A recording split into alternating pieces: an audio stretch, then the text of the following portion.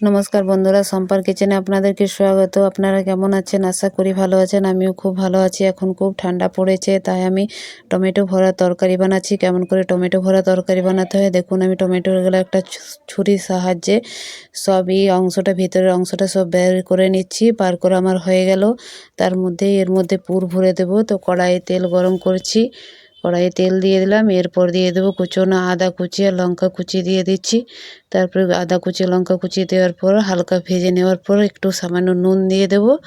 নুন দেওয়ার পর এর মধ্যে দেবো হলুদ গুঁড়ো, জিরে গুঁড়ো, লঙ্কা গুঁড়ো দিয়ে একটা মশলা তৈরি করব। মশলা তৈরি করার পর আমি সিদ্ধ করা আলু রেখেছি, সিদ্ধ করা আলুটা এর মধ্যে দিয়ে দেবো। আর একটা পুর ভরার মতো একটা মশলা তৈরি করব।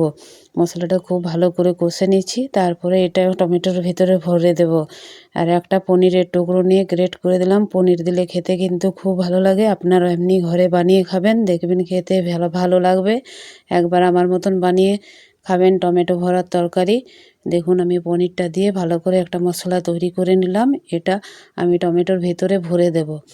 গরম গরম ভরবো। টমেটোর ভেতরে ভরাটা খেতে কিন্তু খুব ভালো লাগে। ভাত রুটি দুটোর সাথে আপনারা খেতে পারেন।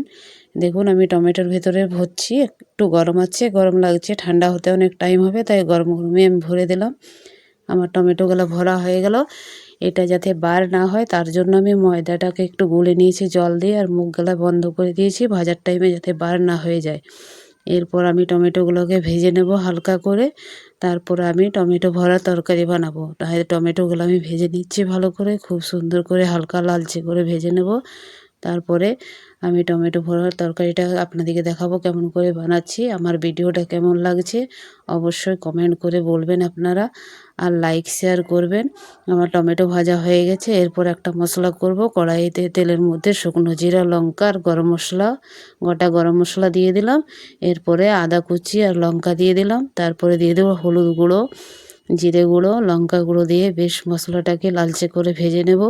তারপরে দিয়ে দেবো টমেটোর ওই জলটা দিয়ে দিলাম, ভেতরে যে রসটা বার হয়েছিল ওটা দিয়ে দিলাম। তারপরে দিয়ে দেবো একটু নুন দিয়ে দিচ্ছি আন্দাজ মতো।